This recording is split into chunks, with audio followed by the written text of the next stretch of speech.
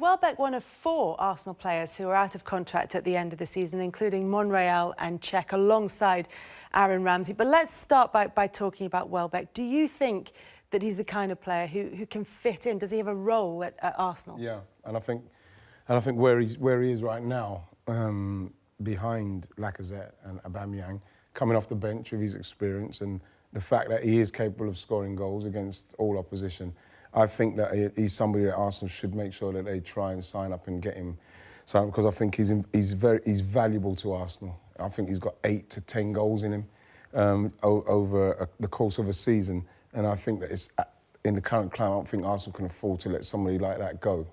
Where would you play him? He's not a reliable enough finisher, really, Dan. Even though he's had a good spell just of late. To play him, I don't think regularly down the middle. I think he has to come off one side. But you know what? When he's fit and he's well, he's incredibly mobile. He is very generous in what he gives to the team, his work rate, and his effort. He's brilliant in that respect. It's just, I just think Danny's one of those players that if they're going to win the league, then he's not going to play for me. I think for Arsenal, maybe if they're going to if they're just trying to make Champions League spots and if they're just trying to attack that sort of area, of course he's going to be a valuable squad member. But I think for Danny that if he wants to be amongst the very best teams, I don't think he would be satisfied with not playing enough. But is the point that, from Arsenal's perspective, that he would be a valuable squad player? Because when you look at the goals he's scored this season, yes, he's had 4 goals from 6 appearances, a couple against Brentford, 1 in the Europa League, but they're goals that Arsenal need if they want to challenge for these trophies. They are, but I wonder if there's a slightly bigger picture here, which is, I wonder if there's these guys that we're talking about are kind of... Danny has always been a bit of a nearly man at Arsenal. I wonder if he's... The new regime there, i.e. the post-Wenger regime, if these players are kind of associated with, not with failure necessarily, but with underachievement, I think. And I wonder if there is a slightly wider desire maybe to start moving people on. And maybe that's also the case with Aaron Ramsey. I wouldn't necessarily include Monreal in that, but look, I think it's a very mature point that you make about that.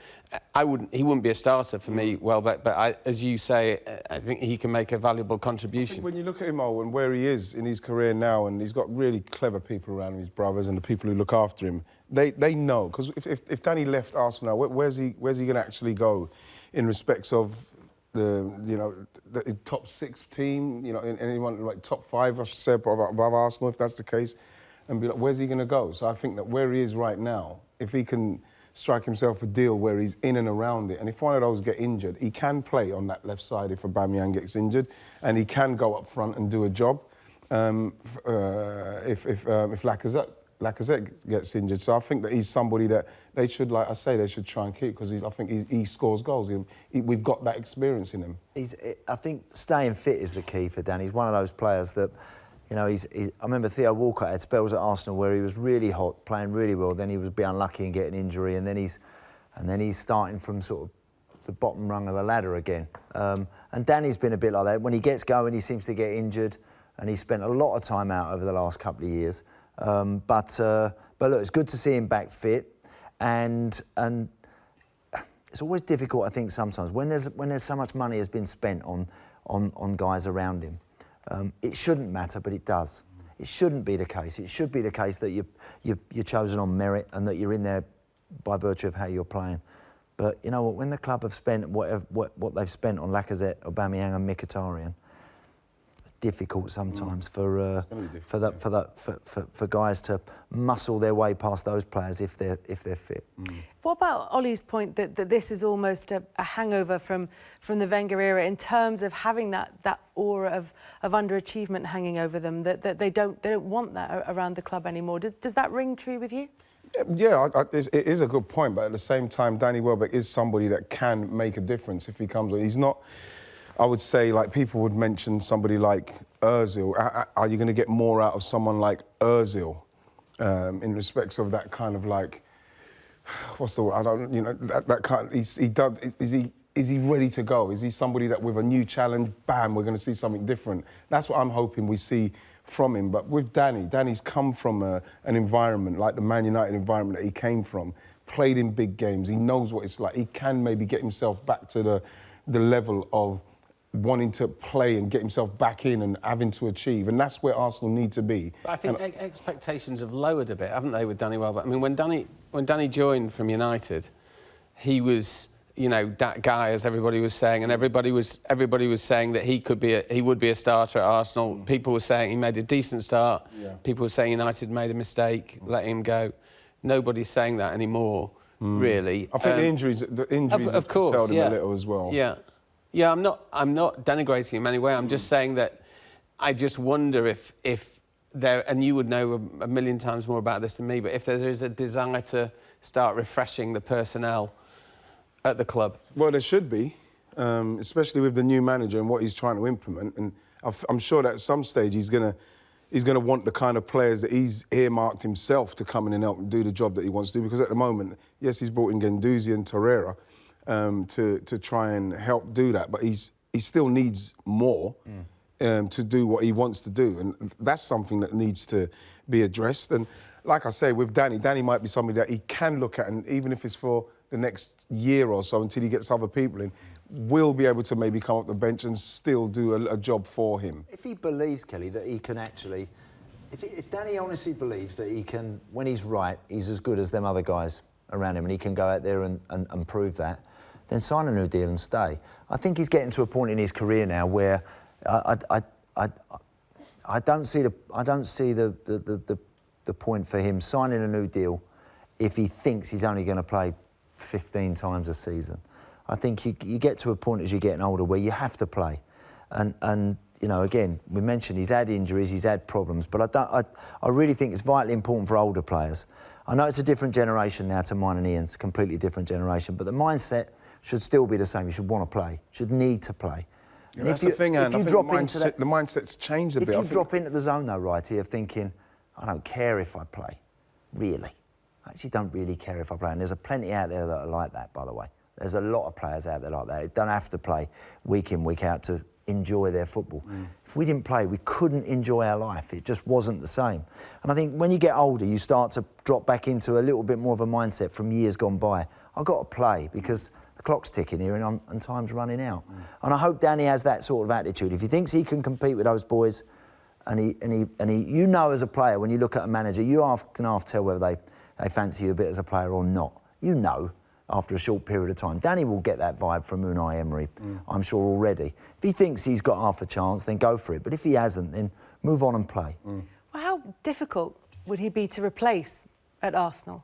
Well, this is it. With the experience that he's got, it's going to cost a couple of quid in the current climate. More than that, probably. Well, yeah, yeah. Hasn't he already, I mean, isn't part of the point that he already has been replaced? Yeah, but by who? Would you say, like, I mean... They've got Eddie Nketiah, but he doesn't... No, but I mean, Mkhitaryan, Aubameyang, Lacazette. I mean, he's not... as a third option. Yeah, as a reserve. Yeah, but I mean, he's been replaced as a potential starter. I mean, maybe that happened a long time ago, I suppose. But well, the thing is, is it harder? So what I'm asking is it harder to replace someone who's third in the pecking order than it is to go out and buy a first-choice star striker? Yeah, because it's going to be very difficult to buy somebody who's going to be coming in as a third choice. Yeah, trying to keep them happy. Exactly. Then now you're talking about like Eddie Nketiah, who's there, who's everybody's thinking should get a chance. I think they've had opportunities to play him. We've seen him come on and score goals. He's scoring goals all the time, still in the games he's playing. And I think that some of the time they've missed the chance to put him in to see what it'd be like against certain opposition, to then see if, you know what I mean, is he the one we can push? Yeah. And then maybe Danny can be moved on if that's the case. But I think that we haven't seen enough of Eddie playing at the kind of Premier League level to see if he's the one who can be that third choice striker instead of somebody's experienced as Danny. And this is why I don't believe they can let Danny go yet, because they haven't taken the opportunity to do that with Eddie. Are you surprised that Arsenal have yet again let so many contracts run to this stage? Well, I mean, I suppose the obvious answer to that is no, basically, because they've got form. You know, they've done it before and they've done it time and time and time again, haven't they? So they've maybe now, again, that things have changed a bit and the whole issue with Aaron Ramsey's contract appears to be a signal things might be changing. Yeah. Maybe things getting a little bit more ruthless, because you've got to say it's been poor business, and it's, as I say, it's been time and again. Terrible business. For Aaron Ramsey to get into a situation now where he's now running his contract down, and let's not like hide anything here in respects of watching what happened in the dressing room with Ozil, and then Mkhitaryan came in, Ozil miraculously signs a week later for a lot of money. Aaron Ramsey must be thinking, because if I'm Aaron Ramsey, I'll be thinking, hang on, I've done a lot more in respects of what I'm doing at the club in the time I've been here to what Ozil's done up to his point. And he's been given everything he's wanted, albeit under a different regime. We're talking about Gazidis. He shouldn't be let off in respects of blame in the situation. We're talking about people running down contracts, because he has to take the blame for the fact that Aaron Ramsey now finds himself in this situation. So I am pleased, like Ollie said there, that Arsenal is showing a different ruthless side in respect of saying that contract's off the table, because now they're showing that, right, if that's the case, that's not what it's like now. We've got different people running the ship now, and that's what's going to happen. The contract's off the table, and if you want to go, you can go whenever it happens. And I haven't got a problem with that neither. I don't have a problem with that, because I would like him to stay.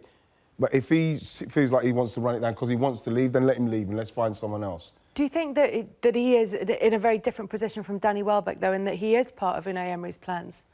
Well, he started every game so far, so Unai definitely likes him to the point where I don't know where it's come from, where they've said take the contract off the table, especially if he's started every game, because he obviously likes him. So it's a confusing one for me, because that says to me Aaron should see that the manager's obviously likes him, so then sort the deal out, get it done, let people know, even feed stuff to the press so as we can know that he wants to sign, but this is happening, this is the stumbling block. So you say at least he wants to sign. We're not hearing anything. So it seems like, to me, it seems like he wants to go, and it's a sad thing, because I actually want him to stay. I think Aaron's case and Danny's case are very different. It's longevity for a wide man in this day and age. Now you get to 30, and there aren't too many flying forwards playing in those areas now anymore. They're just not. Aaron's never been blessed with great pace. He's a 27, I think he is. He's at the peak of his powers. He's not going to get any quicker. He might not actually get a tremendous amount slower. He's that sort of player to me. And I think, look, when you assess, I think about 3 or 4 years ago, he had a really strong season in terms of goals, Wrighty, didn't he? Yeah. I think he was well into double figures. I think he's always chipping away at 6 or 7 a season. He probably could do a little bit better than that. He's as productive as Mesut Ozil. He is, I think, in terms of goal output. He would be easily up there on a par with him. So if I was Aaron Ramsey right now and Arsenal were offering me a third of what the German is getting, I wouldn't take it either. Yeah, has the Ozil deal caused a problem for Arsenal? Has to have, Kelly. Has to have had it's a factor. I think you all know it. We're all big boys, and they all know that in a dressing room, certain players are going to get a lot more than others, and that's across the board at every single club. But I think when you're pitched in virtually the same position, Aaron's in there in pretty much the same sort of spot as Ozil, and he's probably thinking, when he's seeing the output that he's giving, he's probably thinking, well, if they're paying him that amount of money, then maybe I will never be in a stronger position than I am right now in terms of age, experience, everything else. And sometimes you have to, it's a business after all this.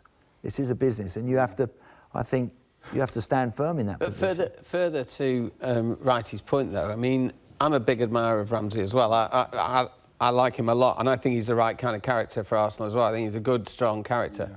But where will he go if he leaves Arsenal? Will he go up? Will he go up? I'm not sure. I'm not sure if he will. For nothing, Ollie, he might.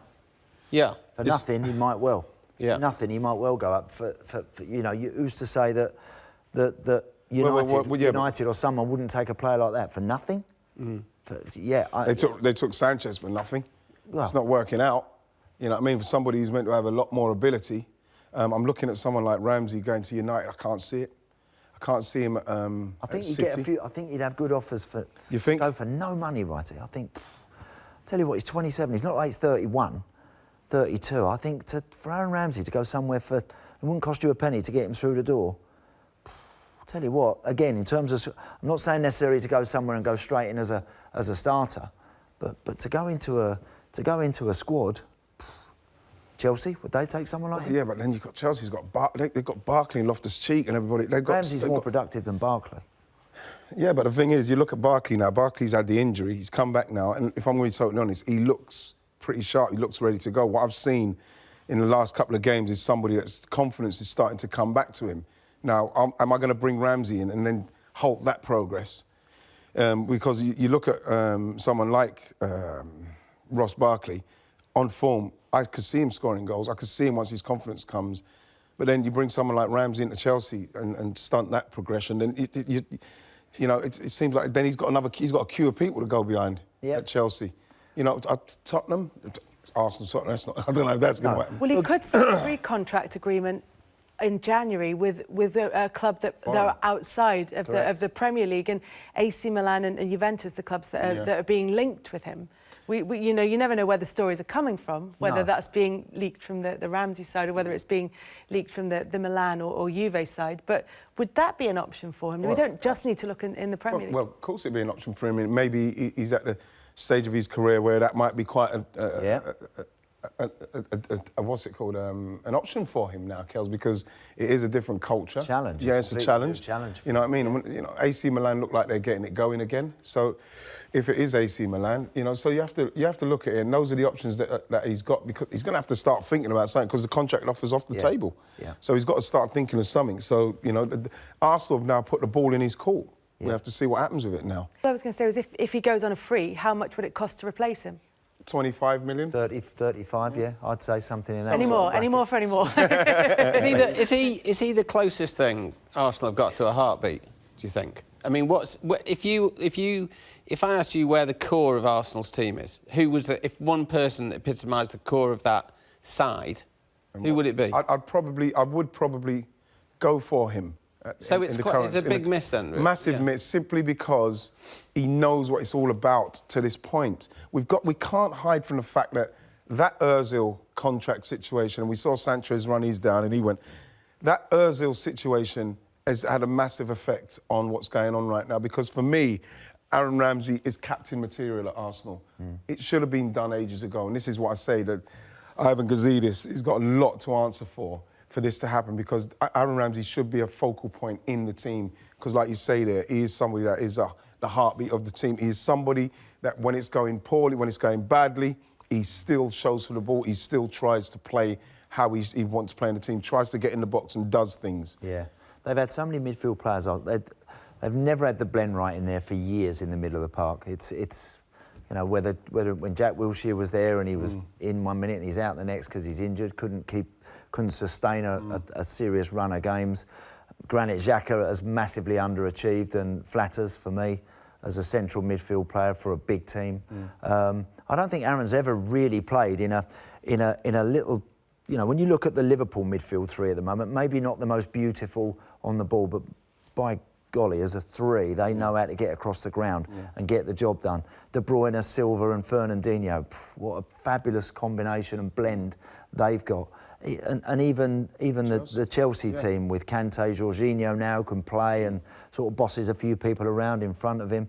But I don't think Aaron Ramsey's ever played in an Arsenal three where you go, tell you what, those three in there, they look like they're going to run the game today. Arsenal's all about the three up the top. That's the heartbeat of that team, and that's why they're unreliable, because the three up front, Ozil, and whether it's Mkhitaryan or Lacazette or Aubameyang, when they turn it on, they're great, but they have too many weeks where they don't, and that's where Arsenal live and die at the moment, by those three guys for me.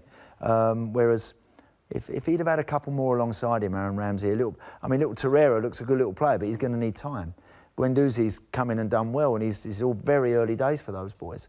Does Aaron Ramsey want to wait? Does he want to wait and hang around and see if it will develop? Because he's in the prime moment now. This is the big deal for him. It's a career-defining situation and contract for him, and he's got to get it right. And as much as it's an uncomfortable situation to find yourself in, where players are dictating transfer policy, and we may be at the situation where Aaron Ramsey can say to Arsenal, I want to know who's coming in. I want to know who is going to be playing alongside me, because I'm running out of time here. Yeah, but I don't know if he is really running out of time, being 27.